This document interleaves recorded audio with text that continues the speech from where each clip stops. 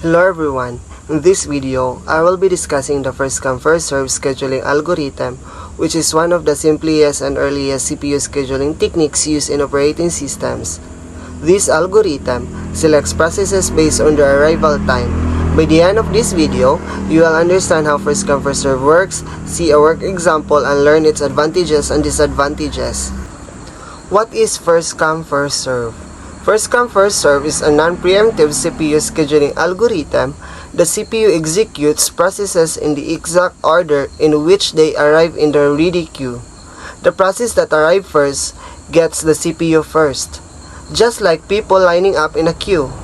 Once a process starts executing, it continues until it finishes.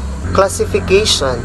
First come first serve belongs to the category of non-preemptive scheduling algorithms, so this means the currently running process cannot be interrupted.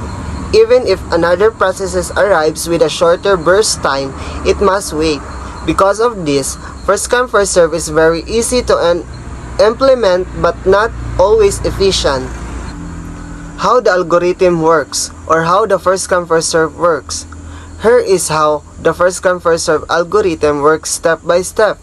First, the processes arrives are placed in the ready queue. The CPU selects the process that arrived first. That process runs until it completes execution. After completion, the CPU moves to the next process in the queue. This continues until all processes are finished. There is no priority or interruption involved. Important terms. Let us review some important terms. Arrival time, the time when a process enters the ready queue. Burst time, the total CPU time required by the process. Waiting time, the time a process waits before execution starts. Turnaround time, the time from arrival to completion. Work example. So let us look at an example using the first come first serve scheduling algorithm. So first, we have the four processes. We have P1, P2, P3, and P4, each with different arrival and burst times. Since first come first serve follows arrival order, the execution sequence is P1 is to P2, P3 is to P4. These orders is represented using a Gantt chart, which visually shows how the CPU is allocated over time. Using the Gantt chart, we calculate the waiting time for each processes, the turnaround time for each processes.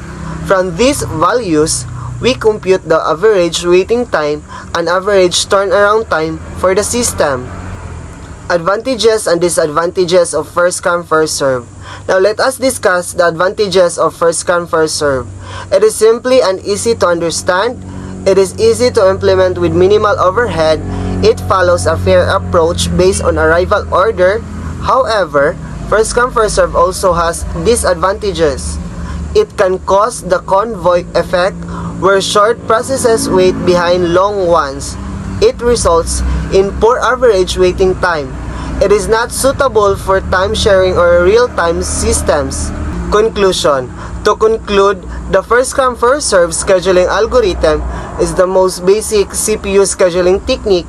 While it is simple and fair in terms of arrival order, it is not efficient for systems that require fast response times.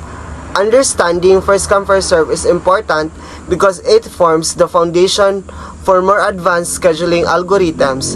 Thank you for watching, and I hope this video helped you understand the first come first serve scheduling algorithm clearly.